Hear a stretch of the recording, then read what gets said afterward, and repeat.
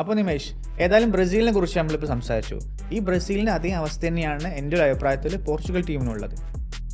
ചുമ്മാ ഒരു കാര്യമില്ലാണ്ട് റൊണാൾഡോനെ പിന്നെയും വേൾഡ് കപ്പിൽ സെലക്ട് ചെയ്തിട്ടുണ്ട്. എൻ്റെ ഒരു അഭിപ്രായത്തിൽ അത് വളരെ മോശം ഐഡിയ ആണ്. കാരണം കഴിഞ്ഞ വേൾഡ് കപ്പിൽ തന്നെ റൊണാൾഡോനെ കുറേ സബ് ചെയ്തു, കുറേ ആക്കി ഇരുത്തി, ഒരു കാര്യം ഉണ്ടായില്ല. ആ പോർച്ചുഗൽ ടീമിനെ സ്റ്റോപ്പ് ചെയ്തു.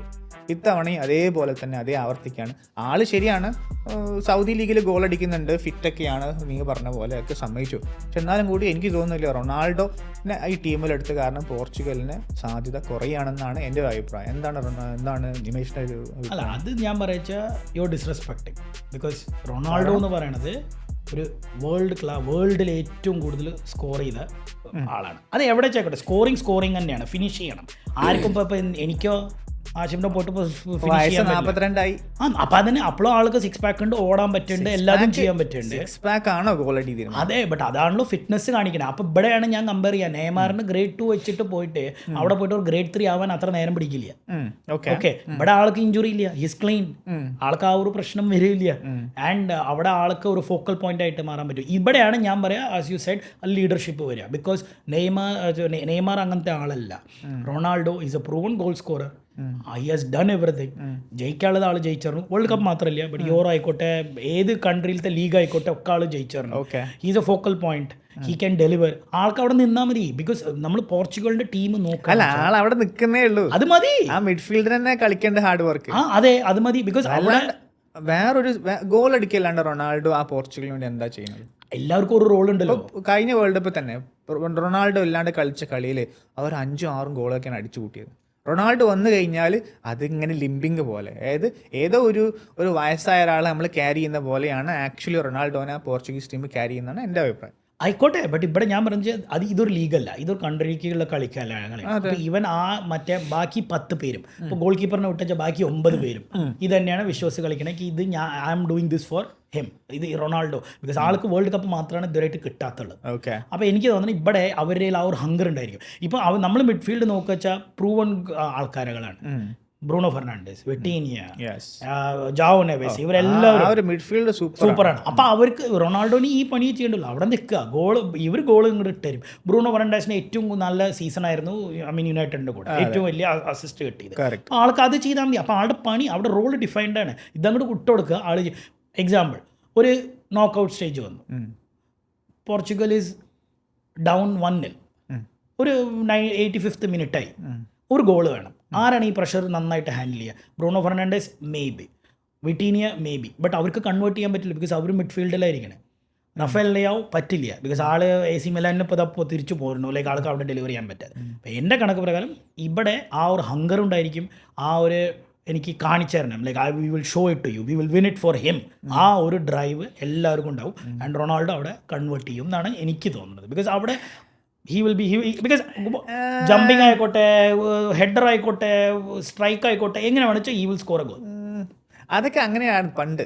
ഇപ്പം അങ്ങനെയൊന്നും അല്ല. ഇപ്പം ആൾക്ക് കാലിന് മുന്നിലിട്ട്, പോസ്റ്റിൻ്റെ മുന്നിലിട്ടാൽ പോലും എത്ര ഗോൾ മിസ്സാക്കിയെന്ന് അറിയാം സൗദി ലീഗിൽ.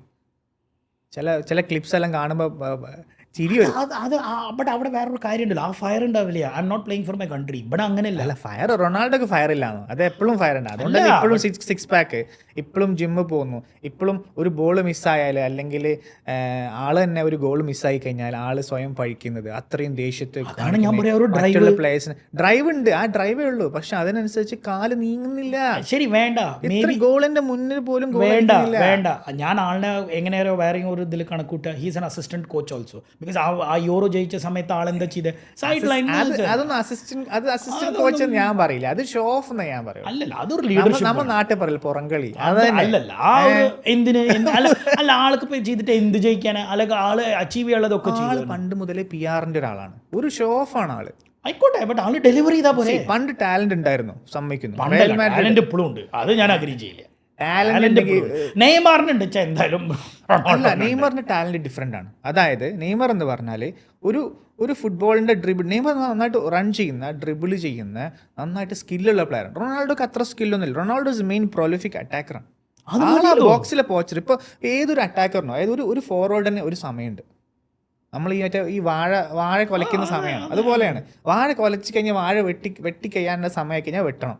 അല്ലെങ്കിൽ ആ വാഴ കൊല ഇങ്ങനെ പഴകി ചീഞ്ഞു പോകും. അതേ അവസ്ഥയാണ് അത് ഇപ്പോൾ റൊണാൾഡോ എന്നല്ല, ഏതൊരു ഫോർവേഡിൻ്റെയും ഒരു അവസ്ഥ അതാണ്. ആ ഒരു പ്രൈം കഴിഞ്ഞാൽ പിന്നെ ഓടാനുള്ള ലെഗില്ല. ശരിയാണ്. ബട്ട് ഇത് ലാസ്റ്റ് ചാൻസ് കാത്തിരുന്ന എൻ്റെ ഒരു അഭിപ്രായത്തിൽ ഈ ഒരു ഇപ്പോൾ കഴിഞ്ഞ വർഷം മെസ്സിക്ക് വേണ്ടിയിട്ട് മൊത്തം അർജന്റീന ടീമും ആ ഒരു മെസ്സിനെ പിവട്ടാക്കിയിട്ട് കളിച്ചു. അതെ, മെസ്സിനെ മെയിൻ കുന്തമണിയാക്കിയിട്ട്. അതുപോലെ അതേ ഒരു ഹങ്കറിൽ ഇത്തവണ പോർച്ചുഗൽ കളിക്കുകയാണെങ്കിൽ I think there is a chance. അതെ, അതന്നെ ഞാനും പറയണേ. ഓക്കെ, ഞാനും പറയണേ. But because the way Ronaldo behave with the team, he is so selfish. Ronaldo മിക്ക പ്ലേയേഴ്സിനും റൊണാൾഡോനെ ഇഷ്ടമല്ല. They think he's a burden. But let's see. ഞാൻ അഗൈൻ അവരൊരു യൂണിറ്റ് ആയിട്ട് കളിക്കുകയാണെങ്കിൽ ഈ പോർച്ചുഗലിന് ഈ വേൾഡ് കപ്പിൽ ഏറ്റവും നല്ല ചാൻസ് എന്നാണ് എൻ്റെ ഒരു അഭിപ്രായം. അത്രയും സ്ട്രോങ് മിഡ്ഫീൽഡാണ്, ഡിഫൻസ് നല്ലതാണ്, പിന്നെ അറ്റാക്കിങ്ങിലും ഉണ്ട്. ഒരുപാട് ഫൈനൽ ഈസി ആയിട്ട് എത്തും. ആ രീതിയിലുള്ള ഒരു ക്ലാഷ് അവർ ഒരുമിച്ച് ഒരു യൂണിറ്റ് ആയിട്ട് കളിച്ചു കഴിഞ്ഞാൽ നിങ്ങൾ എഗ്രി ഇല്ലേ പോർച്ചുഗലിലുണ്ട്. അല്ലെങ്കിൽ എനിക്ക് തോന്നില്ല. അല്ല, സെയിം എനിക്ക് തോന്നുന്നത് this is the right chance, it's a ripe time നമ്മൾ പറയണ പോലെയാണ്. ഇത് play together which I think they will. Because എന്താ വെച്ചാൽ എല്ലാവരും ബ്രൂണോ ഫെർണാണ്ടസിനെ വിട്ടീനെ വിട്ട് കഴിഞ്ഞാൽ ഒക്കെ കുട്ടികളൊക്കെയാണ്. ജാവോ നെവേസ്, നൂനോ മെൻഡസ് ഇവരൊക്കെ കുട്ടികളാണ്. They will look up to Ronaldo. അപ്പോൾ അവിടെ ആ ഒരു കളി ഫിനിഷ് ചെയ്യുകയാണെന്ന് വെച്ചാൽ എന്തായാലും കാത്തിരുന്നതാണ് അല്ലേ.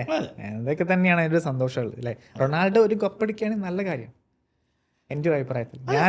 ഞാൻ അർജന്റീന സപ്പോർട്ടറാണ്. പക്ഷേ റൊണാൾഡോ മെസ്സി എന്ന് പറഞ്ഞ ഫുട്ബോളിൻ്റെ രണ്ട് സൈഡാണ്. അപ്പം അതുകൊണ്ട് റൊണാൾഡോയും കൂടെ കപ്പടിച്ച ഫുട്ബോൾ അങ്ങോട്ട് നമുക്ക് ഫാൻ എന്ന നിലയിൽ നമുക്കൊരു വളരെ ഒരു സന്തോഷമുള്ള കാര്യമായിരിക്കും. അപ്പോൾ എന്തായാലും കാത്തിരുന്ന് കാണാം.